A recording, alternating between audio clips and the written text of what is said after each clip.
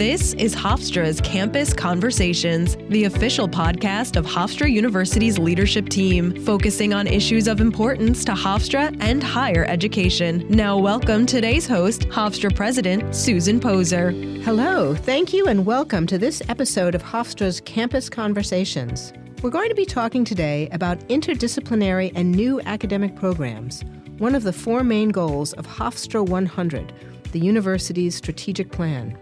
For those who don't know, I announced the strategic plan at my State of the University address last September, and it's our guide, our roadmap at Hofstra to lead us to the centennial of the university in 2035.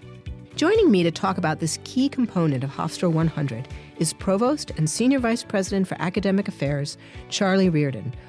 Welcome, Charlie, or maybe I should say welcome back. Happy to be back, especially to talk about this subject, Susan.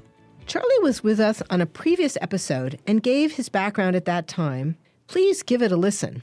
For now, can you just give us the high level of your position of Provost and how it connects to interdisciplinary and new academic programs? Of course. So the Provost, as some people know, but not too many, is the university's chief academic officer who's responsible for ensuring excellence in the academic programs here at Hofstra. It includes things like faculty affairs, the research initiatives, and overall ensuring the quality of education. But to do that work, the Provost works very closely with the deans, the faculty, and the senior leadership to align the academic priorities with institutional goals. Ergo, having a strategic plan is very helpful. Manage budgets, support student success, and foster innovation. In fact, I often find myself serving as a bridge between the academic and administrative functions. Now, in terms of program development, that's really at the heart of what academic administrators do. But as I mentioned, it's a very collaborative exercise as the curriculum is owned by the faculty. The Provost provides leadership and support, eliminates barriers, and overall ensures quality, integrity, and impact of the academic programs. That work becomes more important, more challenging, and I would dare say more fun when the programs are interdisciplinary, because these programs necessarily transcend academic boundaries of disciplines, departments, schools, and colleges. Role clarity becomes a key issue. Excellent. That was one of the best descriptions of what a provost does that I've ever heard. So let's dive into the strategic plan goal of interdisciplinary and new academic programs. The plan says that Hofstra will leverage the breadth of disciplines and the size of Hofstra to become the national leader in providing compelling, relevant, well-integrated interdisciplinary programs at the undergraduate and graduate levels. So, Charlie, can you break this down for the audience? What does this really mean? I think one way to think about this is in a couple of different components, maybe three different components. So interdisciplinarity, as you mentioned, or interdisciplinary academic work is really about leveraging the liberal arts and the core skills that one learns in the liberal arts to enhance the rigor of the specific disciplines, including and beyond the liberal arts. What's critical to this, of course, is it helps to create career-ready students, career-ready graduates. As we know, today more than ever, employers want students or our graduates who have critical thinking skills, are deep problem solvers, have outstanding communication skills, and the ability to present and engage with and support diverse audiences. Employees who can adapt, deal with uncertainty, are reliable, and are resilient are gold in the marketplace.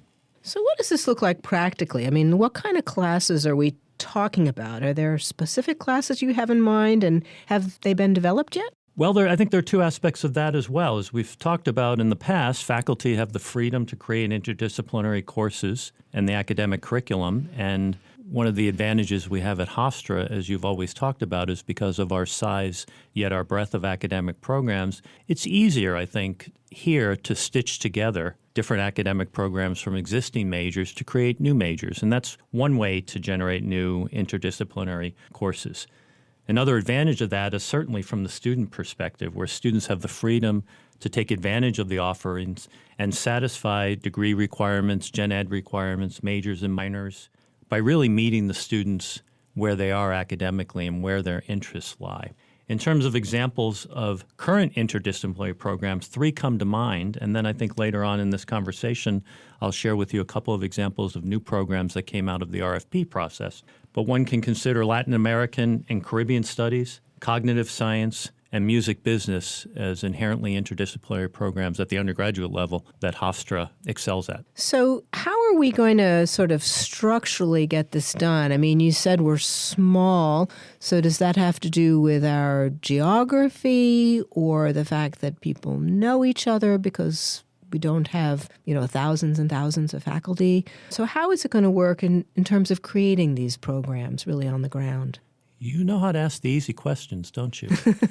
So I think size is part of it, although our size doesn't ensure that we can be as agile. I think much of it comes down to culture and mindset and a willingness to innovate. You always talk about, Susan, with regard to processes and structures in the academy, and these are generally created by faculty for good reason. But that also means they can be changed and evolved and knocked down by faculty for equally good reasons. So to emphasize that a little bit more, it's a curricular matter, so of course this is owned by the faculty. Our role, one role that we want to establish in moving this forward, is to provide the scaffolding so faculty can seamlessly and with low or no barriers innovate and create these new programs. To do so, we're creating a center that's solely focused on implementing this goal.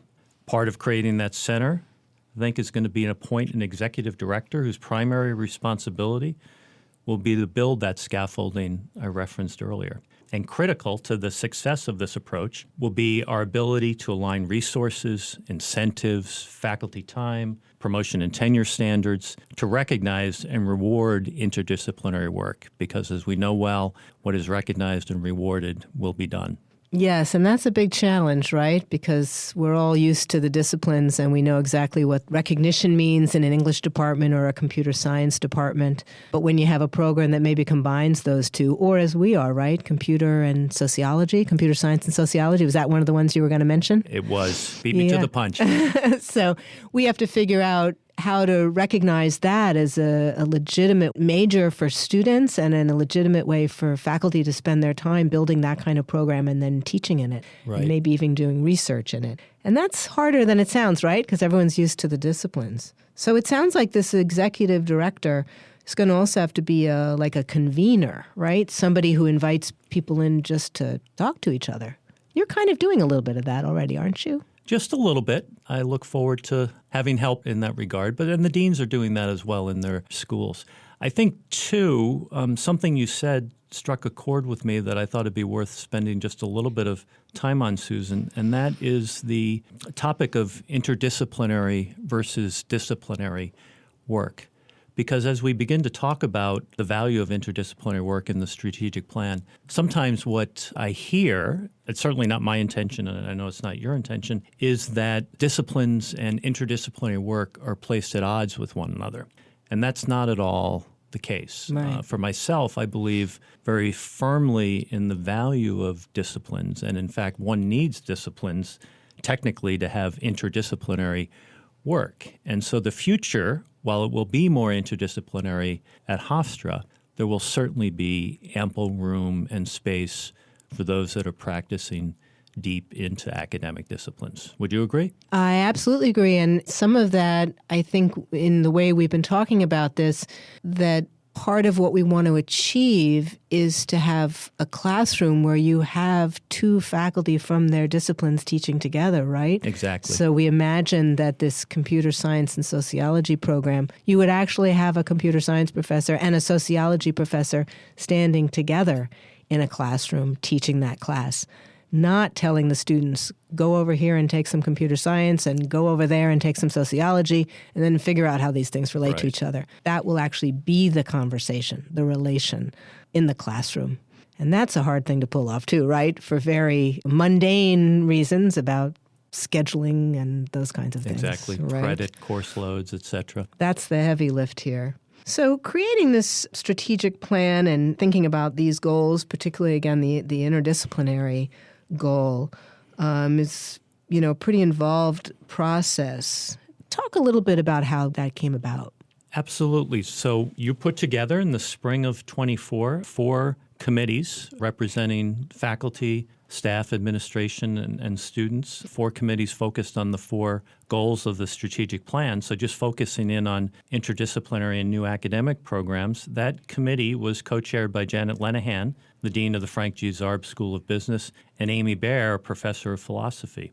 They led an 18-member committee that was composed almost exclusively of faculty members from across campus and included the president of the Student Government Association. That committee worked very hard, met frequently over the course of the spring semester. Short time period. As you demanded of them, and reported out on their work in a variety of ways, including reporting to the other committees. So we ensured there was collaboration across the 4 goals, and gave public presentations so that the campus community could hear what the latest thinking was. And then at the end of the spring semester, the committee wrote a report which served as the foundation for the strategic plan. Yeah.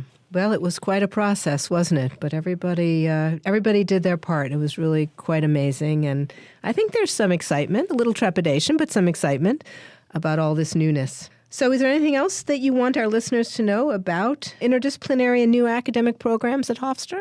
A couple things come to mind. It's our expectation that interdisciplinary programs are what Hofstra will be known for in the future. My aspiration is 5, 7, 10 years from now, higher education, but even more so than higher education, society as a whole, employers are going to come and say, we need to understand what's going on in Hempstead, because the way they're approaching higher education with this interdisciplinary lens and community-engaged academic credit is really innovative. Distinctive is a word that we already talk about.